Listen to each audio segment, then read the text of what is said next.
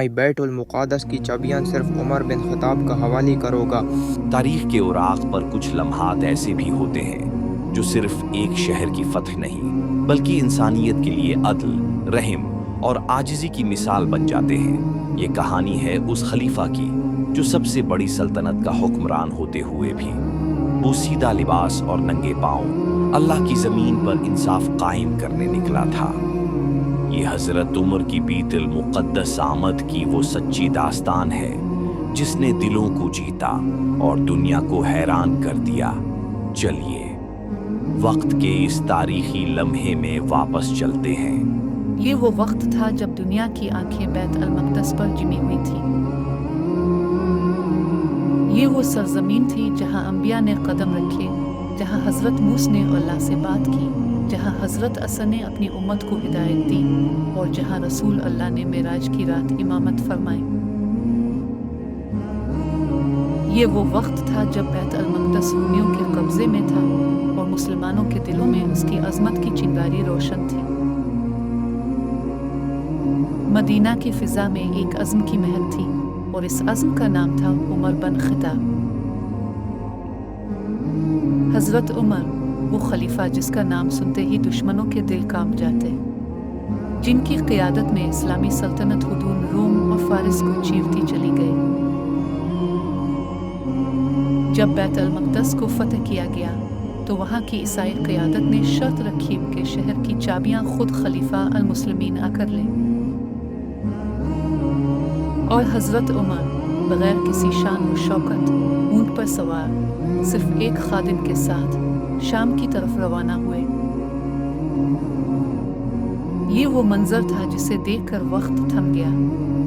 جہاں زمین کے بادشاہ سونے کے تختوں پر بیٹھتے تھے، وہاں اسلامی خلیفہ زمین پر چٹائی پر سوتا تھا۔ جب حضرت عمر بیت المقدس کے قریب پہنچے تو حضور، شہر قریب ہے، لوگ آپ کا سواگت کرنے آئے ہیں، آپ امیر المومنین ہیں، کرپیا اونٹ پر سوار ہو جائیے، ورنہ لوگ کیا سوچیں گے؟ نہیں، آج اونٹ پر بیٹھنے کی باری تمہاری ہے اور تم ہی بیٹھو۔ میری نظر میں عزت وہی ہے جو اللہ کے نزدیک ہو، مجھے کسی کو کچھ دکھانا نہیں ہے۔ لیکن یہ امیر المومنین، لوگ دیکھ رہے ہیں۔ اگر میرے عمل سے لوگ کچھ سیکھ لیں تو یہی میری کامیابی ہے۔ راہب، پادری، عام لوگ سب آپ کی سادگی اور انصاف پر حیران تھے۔ یہ وہ لمحہ تھا جب طاقت جھکی اور عدل نے دروازہ کھٹکھٹایا۔ یہ وہ لمحہ تھا جب بیت المقدس کے دروازے پہلی بار حضرت عمر کے لیے کھولے جا رہے تھے۔ نہ جنگی نعرے، نہ تلواروں کی چمک، نہ گھوڑوں کی طاقت، صرف امن، عدل اور خوف خدا کے سائے میں قدم رکھتے مسلمان سپہ سالار۔ عیسائی راہب، پادری اور روم کے نمائندے سب حضرت عمر کی سادگی دیکھ کر حیران تھے۔ وہ سوچ رہے تھے کہ خلیفہ المسلمین کسی تخت پر بیٹھنے والا بادشاہ ہوگا، لیکن سامنے آیا ایک سادہ انسان جس کے جسم پر پیوند لگی چادر تھی اور آنکھوں میں خدا کا خوف۔ فتح کا پہلا اعلان تلوار سے نہیں، انصاف سے ہوا۔ حضرت عمر نے معاہدہ لکھوایا، ایسا معاہدہ جسے آج عہدِ عمر کہا جاتا ہے۔ اس معاہدے میں لکھا گیا، عیسائیوں کے گرجے محفوظ ہوں گے، ان کی عبادت گاہیں عزت کے ساتھ باقی رہیں گی اور کوئی مسلمان انہیں نقصان نہیں پہنچائے گا۔ یہ وہ وقت تھا جب مسلمانوں نے بغیر خون بہائے ایک عظیم شہر کو فتح کیا۔ جب نماز کا وقت ہوا، حضرت عمر کو چرچ آف ہولی سپلکر میں نماز کی دعوت دی گئی، لیکن آپ نے انکار کر دیا۔ فرمایا، اگر میں نے یہاں نماز پڑھ لی تو کل مسلمان اسے مسجد میں تبدیل کر دیں گے۔ میں ایسا نہیں چاہتا کہ ان پر ظلم ہو۔ یہ وہ لمحہ تھا جب انصاف نے مذہب، طاقت اور جذبات پر غالب آ کر تاریخ رقم کی۔ پھر حضرت عمر مسجد اقصی کی طرف بڑھے، وہاں جہاں ایک وقت میں انبیاء صف باندھ کر عبادت کرتے تھے، وہاں جہاں سے رسول اللہ نے معراج کا سفر فرمایا تھا۔ हज़रत उमर ने खुद अपने हाथों से जगह को साफ किया और फिर सजदे में झुक गए। ये वो सजदा था जो ताकत का नहीं, बंदगी का ऐलान था।